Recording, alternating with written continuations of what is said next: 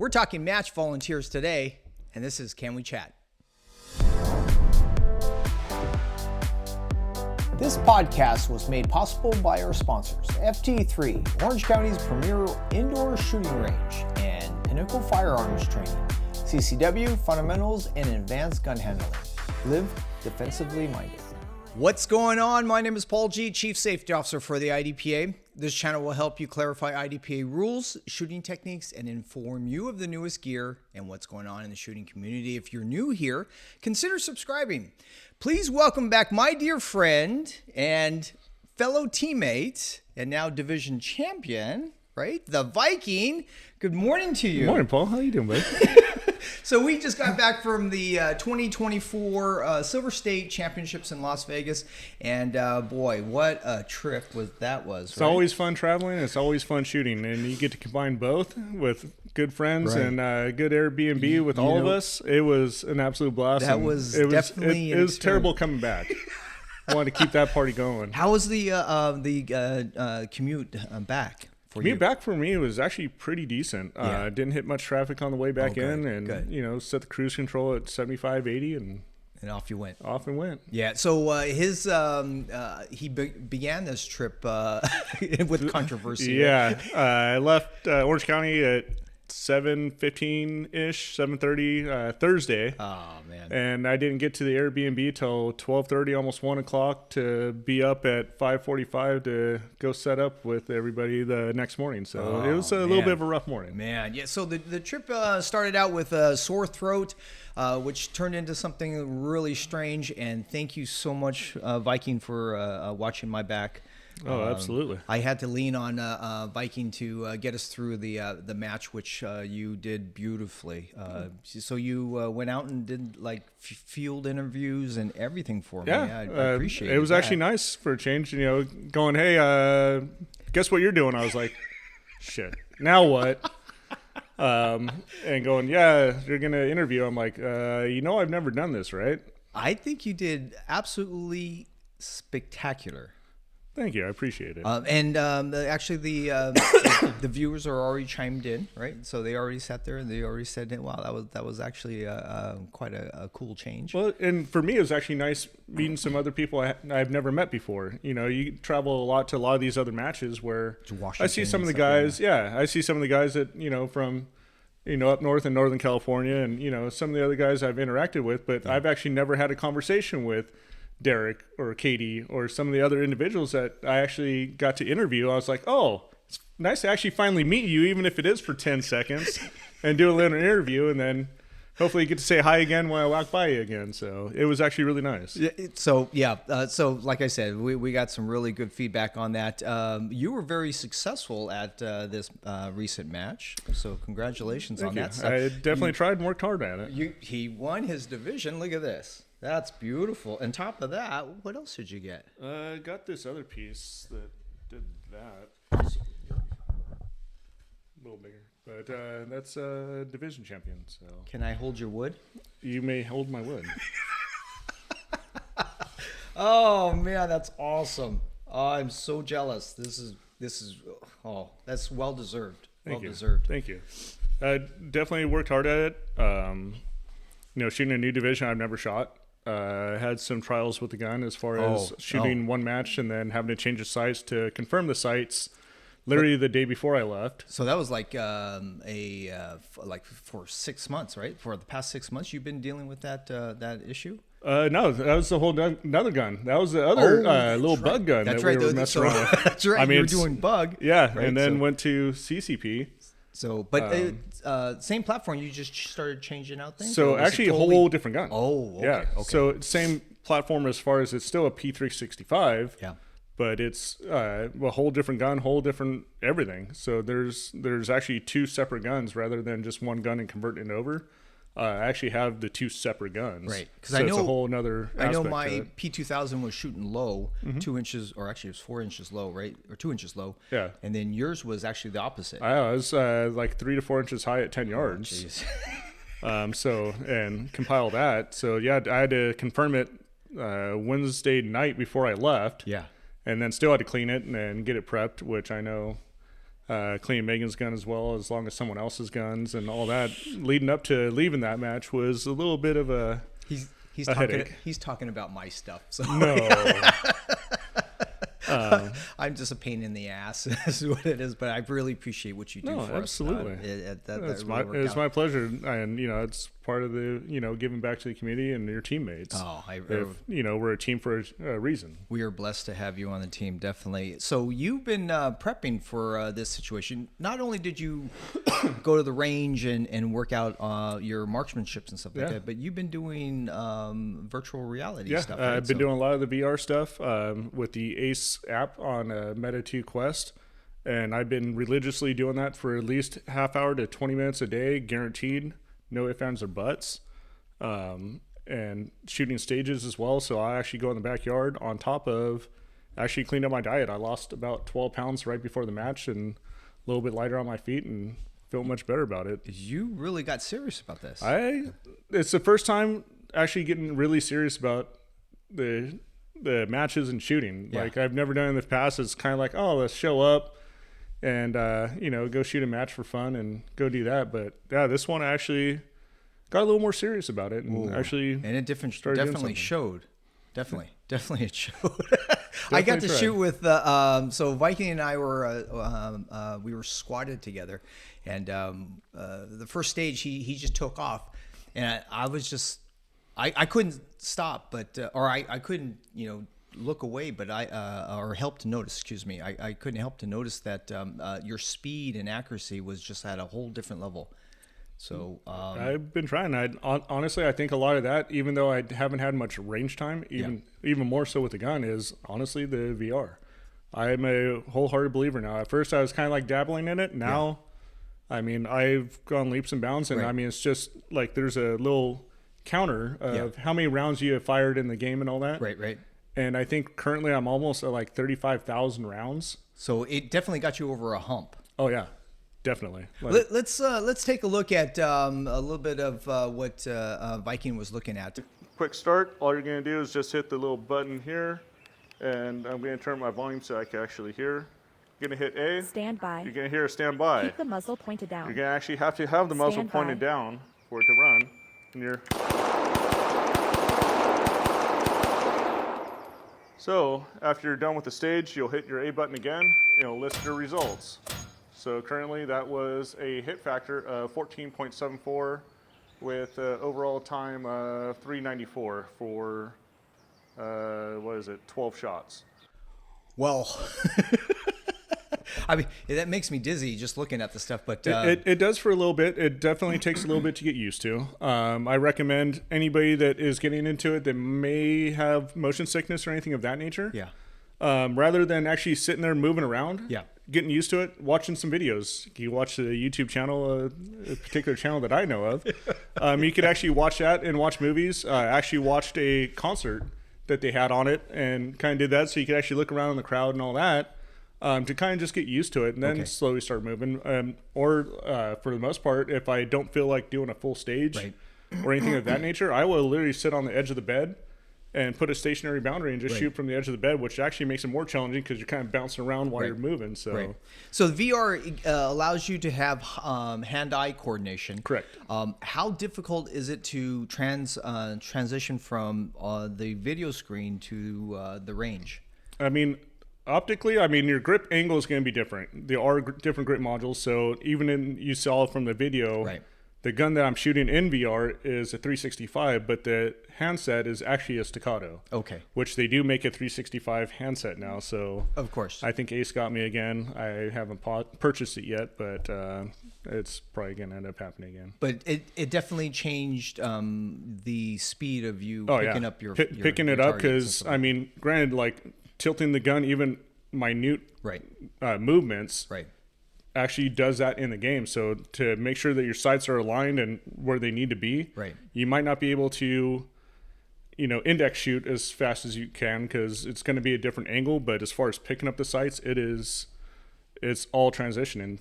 It's does wonders for it. Well, I think this is definitely warrant further research, and definitely I'm going to look into that for you guys and let you know what I found out. But other than that, you came in this match as a volunteer. So I did. Was that? Would you consider your the whole thing a little overwhelming, or how'd you feel about volunteering well?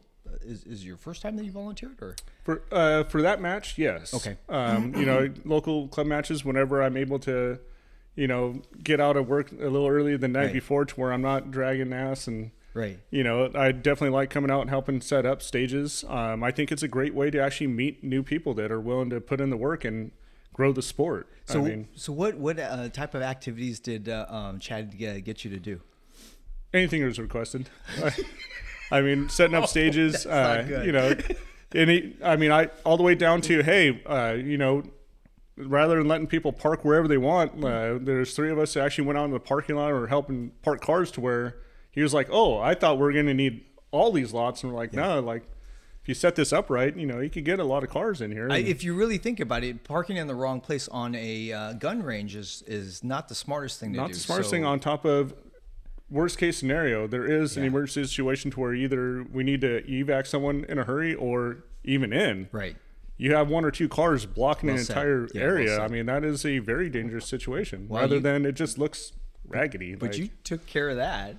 We did. I didn't know you had that skill. There's a lot of skills I have you don't know about yet.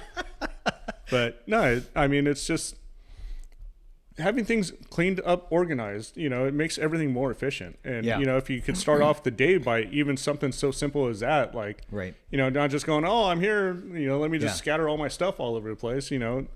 I think it's kind of sets a match tone to where, all right, this is actually nice, So all right, cool. Let's follow suit. Arrived, and immediately we started deploying props and stands and walls and stuff, and started from bay to bay.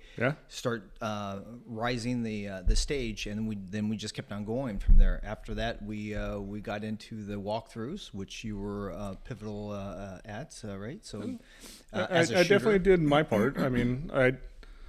Sometimes it's just like reading the same sentence over and over. You look over your mistakes, and having someone that maybe has a fresh set of eyes on it, or, it didn't help set up that stage in different areas. You can see a different angle that you may or may not see. So I like having, the aspect of having people that haven't set up that stage yet, or haven't actually put any work into that one, and then kind of pick it apart a little bit. Cause you could think of all these different things, but then you forget about this, and this, which actually Jeff found one that, if they didn't leave for that next day, it would have been the door. Yeah. That was I didn't see that one. I was like, wow, Jeff, that was some good eyes. That was a great call. You totally messed that stage up. Thank you very much for that. Because as soon as I saw that one, I'm like, oh, this is going to be good. He was talking about Nakatomi Plaza. Right, the stage. Door. So if you open the door, when we looked at it after just freshly arising the stage, if you open the door, you actually had options to engage the first. Was 3 targets. 3. Yeah, first 3 targets. So you didn't have to engage those there. But that's a judgment call, right? So it's a judgment call, but the thing is it another alternative to shoot a stage? It might work for some individuals. It might not work for others. Right. But that was a good call on him. But we quickly changed that. We put a couple barrels there and made it less likely to be debated. So. Impossible. Yeah, we we just don't want those long debates, right? So no, there's always long debates on everything, and I think it could be a good thing, having discussions on stages and what's some of the rule books and some of the interpretations. I think having a good, solid conversation about it, so you could build towards the future rather than just stay stagnant and keep arguing the same facts over and over and over. So when you talk about the conversations or discussions and so forth, when does it go a little overboard? And I noticed that that's the hard part is everybody wants to be right. It's like, all right, well, rather than just being right, what's the best outcome for this situation right now? So if we all thought toward a common goal, that would work a lot more efficiently. think about the all right, we know that this is an issue. We know this is a problem. How do we solve it? Yeah. But how do we get over it right now? Put our egos aside and just like, all right, let's focus the here and now. Let's get this done. Right. What are we coming to agreement on? Let's figure the rest out after. What do we change so we don't have to do this later? Right. So there's some brilliant minds as far as rules were concerned.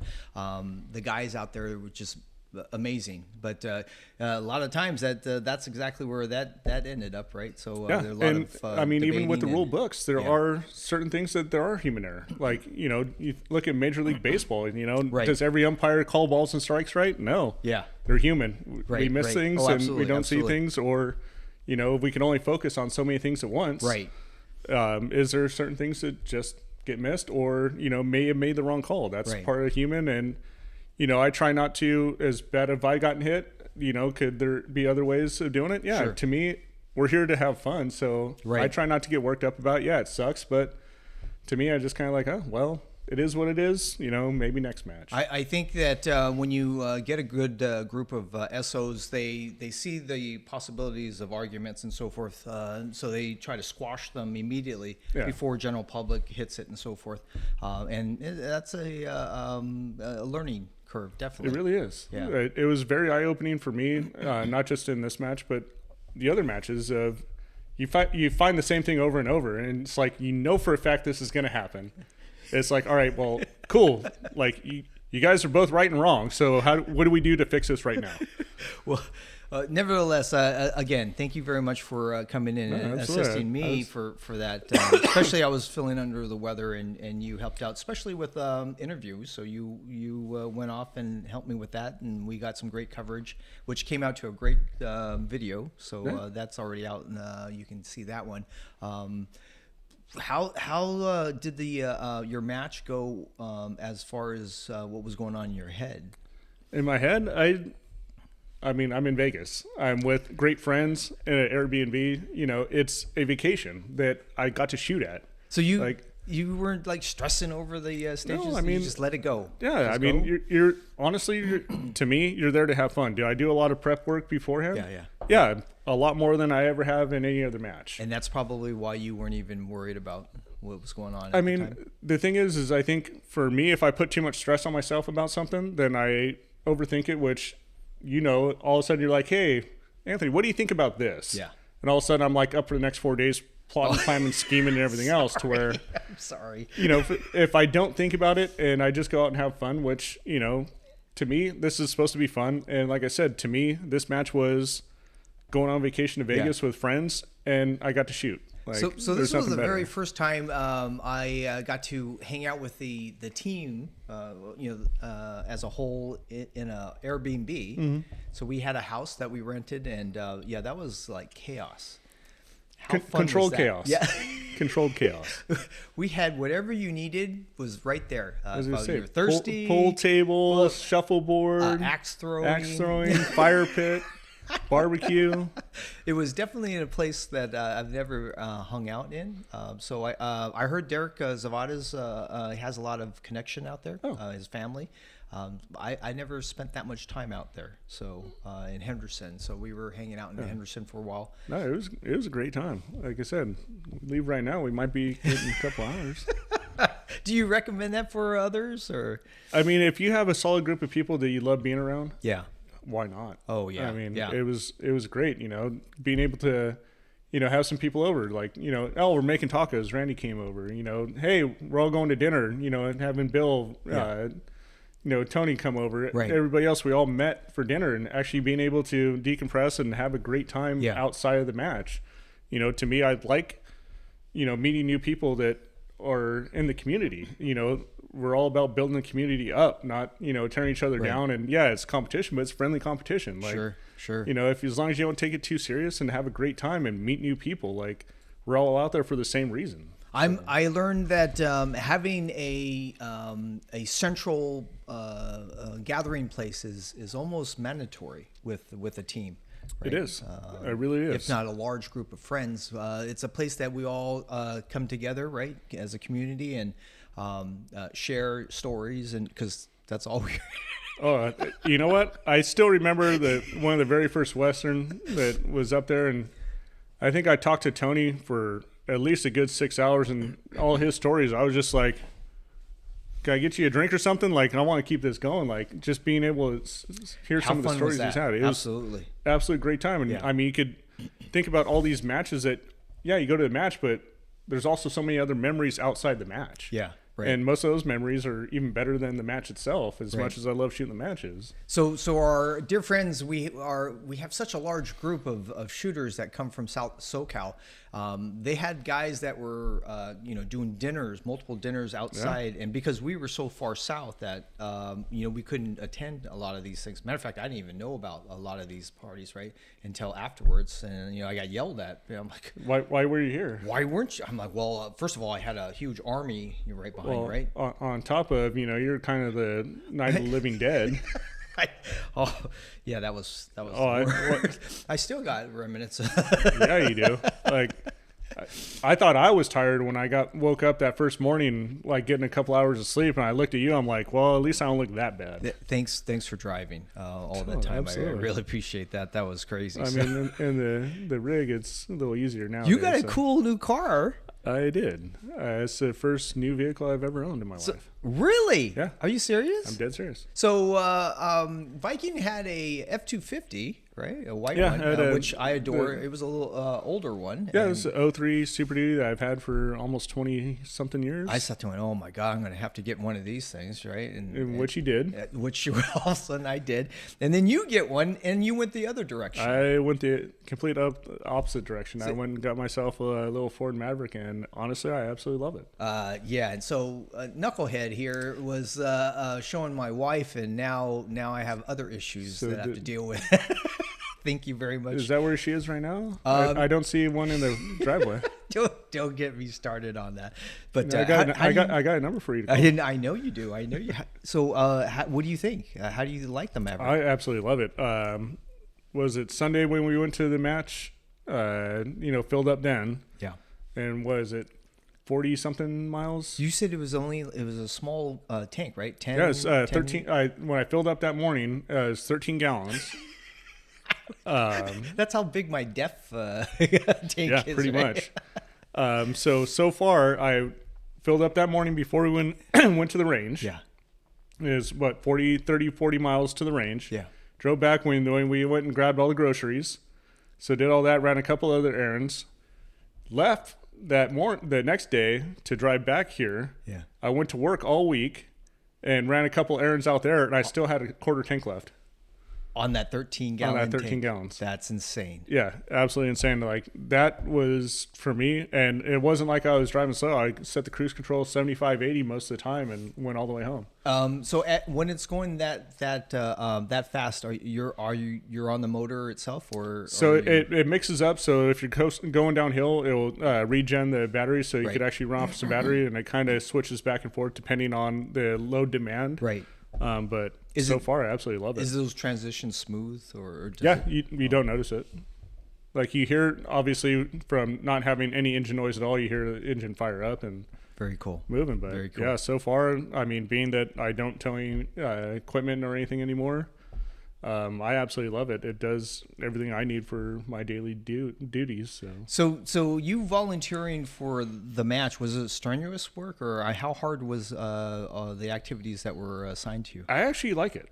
Really? Keeps you busy? Or? Keeps me busy, keeps me occupied, keeps the brain sharp. Trying to.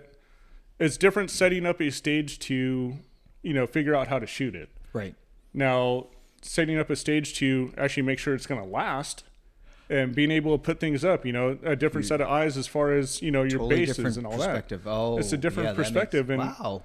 On top of, all right, well, now you actually familiarized yourself with the area. Yeah. You acclimated the day before, like your elevation changed. So if you're going at sea level and now we're going to go shoot in the Rockies or something, right, you have a whole nother day to actually acclimate yourself. Like, to the temperatures, elevation. I mean, all these different factors. I would highly recommend that if you really are serious about shooting, to come out and volunteer. Right. That way, it is a little thing. I mean, do you also get to, all right, while you're doing this, kind of see some different angles? You might see something that, you have more hours into that particular base setting it up. You know, you're looking at this to say, all right, well, is this safe to shoot or not? Yeah.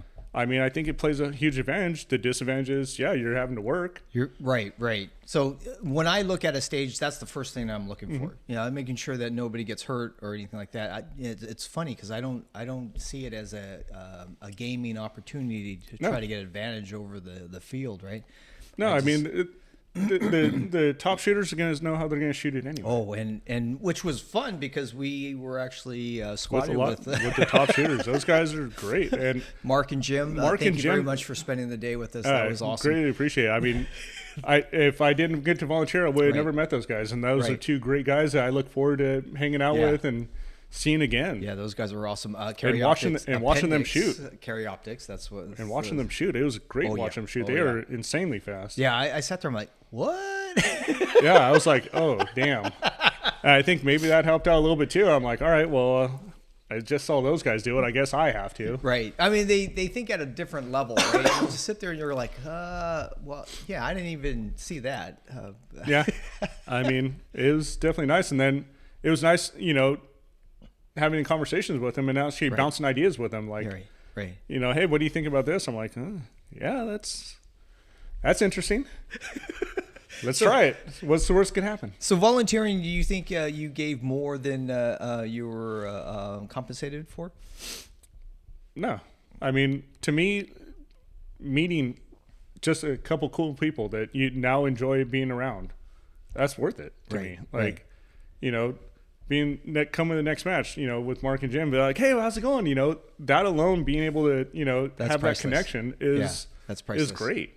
Like on top of so many other people that I got to meet and, you know, to hang out with, talk to, you know, have some kind of like, now you have that connection that you look forward to next year rather than just going shoot a match. You know, you shot with the squad, you met a couple people, but I mean, being able to help out and be, like I said, being familiar and giving back, like, you know, it's not like these guys that come out and put on these matches like Chad that are match directors are making millions of dollars and they're just like, oh, whatever. Like, they're relying on the volunteers to come help out. And if it wasn't for you guys, they wouldn't have this match. Yeah. You guys too. You were on your deathbed sick and you were still out there humping equipment around. So don't Chad be and I too. we were just herding cats as well.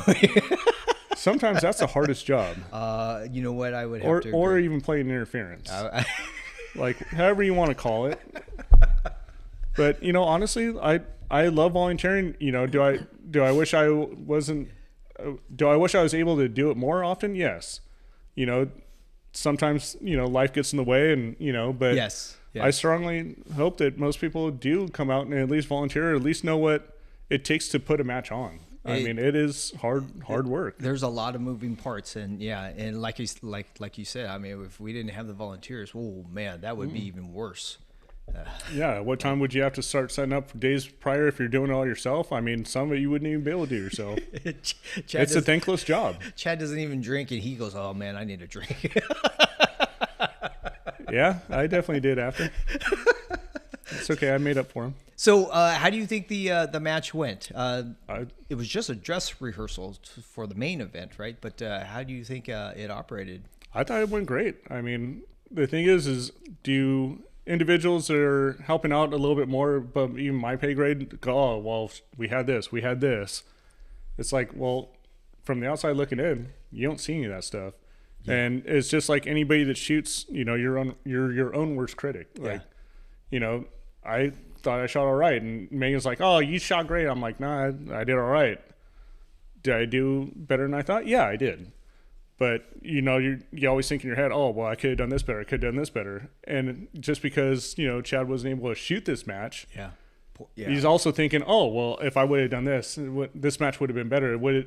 Like, you could play that game until you beat yourself up. But eventually. Was there one thing that you learned that you'll always keep with you from the match? I mean, go out and have fun. I mean, honestly, that's... Well said. That's why we do it. I mean, if you're out there trying to, you know, win trophies and money and, you know, do all this other crap, you're in it for the wrong reason. Yeah, well, you know, I go out to go have fun, shoot with my friends. You know, like I said, I went on vacation and got to shoot a match. Like, that's, to me, is great, you know?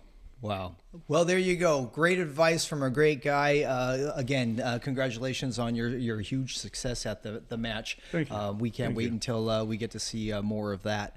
So a special shout out to our channel membership. This is your support. Busy at work. Please consider being a part of our shooting community, building relationships around safe gun practice and IDPA competition. My name is Paul G, and this is Anthony the Viking Vega. Please be safe, and we shall see you on the range.